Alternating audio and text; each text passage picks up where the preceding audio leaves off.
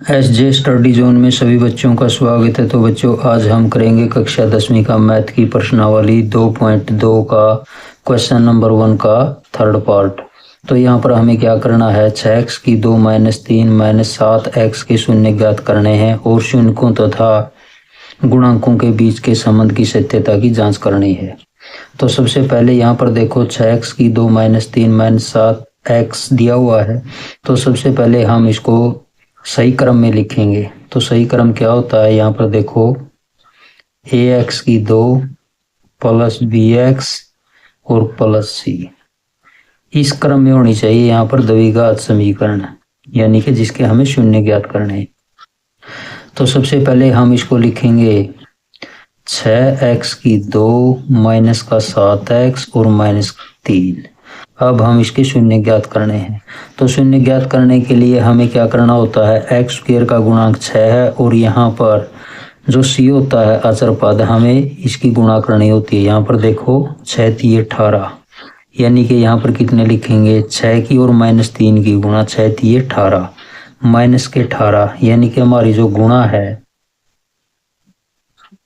कितनी आनी चाहिए, यहाँ पर 6 गुणा माइनस का 3, 6 × 3 = 18, यानी कि माइनस की 18 हमारी गुणा आनी चाहिए।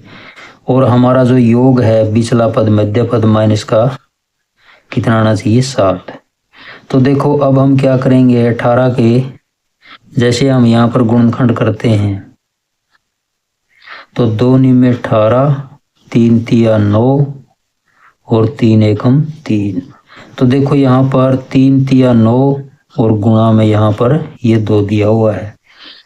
तो 18 के हमें ऐसे टुकड़े बनाने हैं जिनकी गुणा तो माइनस की 18 हो जाए और जिनका योग है माइनस का 7।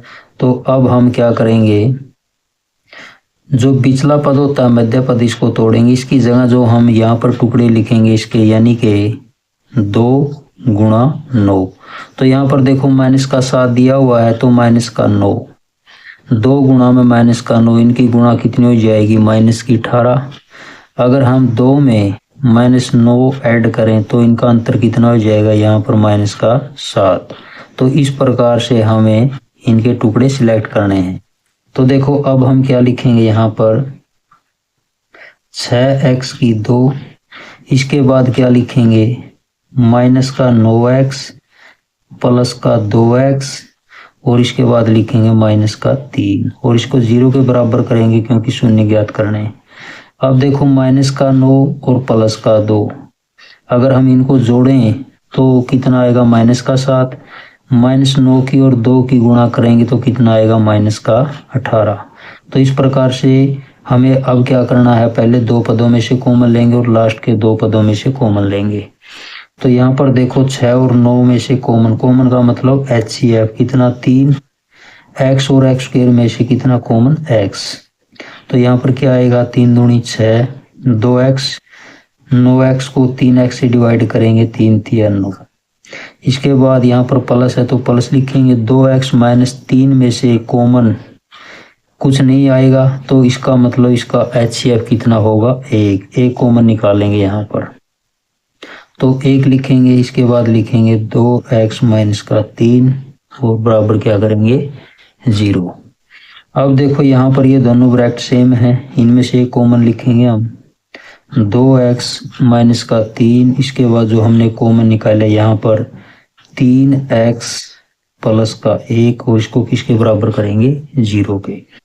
अब देखो इनको बारी बारी 0 के बराबर करेंगे।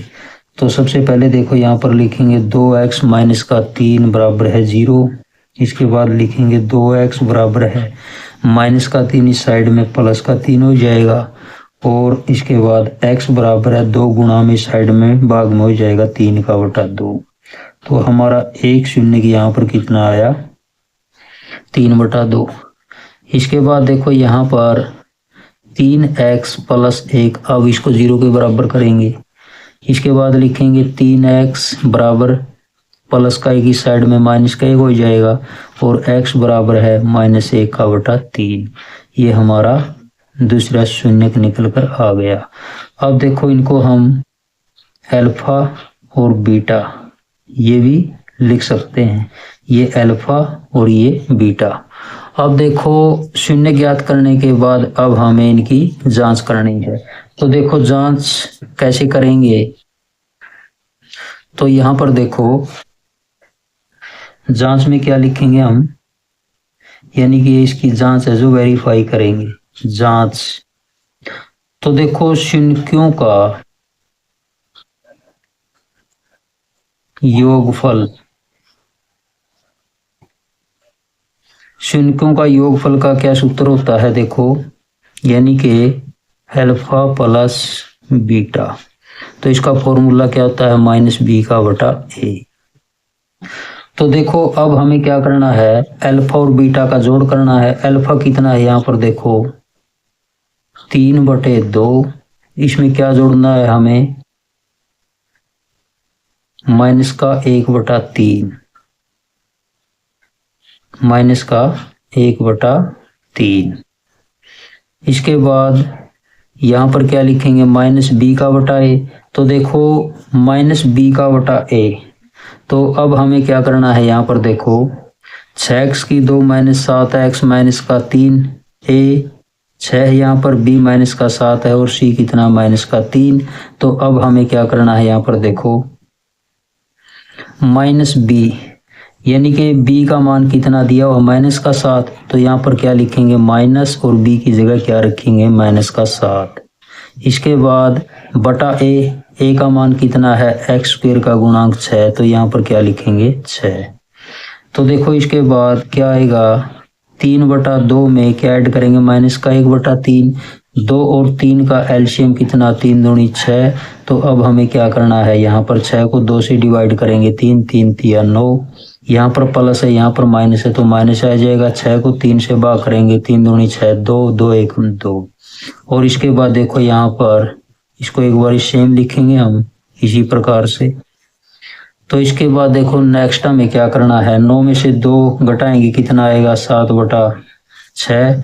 और यहाँ पर देखो ब्रैकेट से बाहर क्या है माइनस, जब हम ब्रैकेट ओपन करेंगे खोलेंगे तो अंदर वाला निशान चेंज हो जाएगा यानी कि बदल जाएगा, तो प्लस का कितना हो जाएगा 7/6। तो इस प्रकार से देखो ये हमारा जो योगफल था इसकी जांच यहाँ पर वेरीफाई कर दी। इसके बाद अब हम क्या करेंगे, शून्यों का गुणनफल लिखेंगे, इसकी जांच करेंगे। तो यहाँ पर लिखेंगे शून्यों का गुणनफल।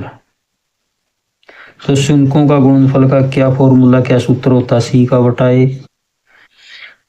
तो देखो इसके बाद हमारे पास अल्फा और बीटा इनकी गुणा करेंगे। यहाँ पर अल्फा कितना है 3/2 गुणा बीटा कितना माइनस 1/3, और इसके बाद क्या लिखेंगे यहाँ पर c का बटा a।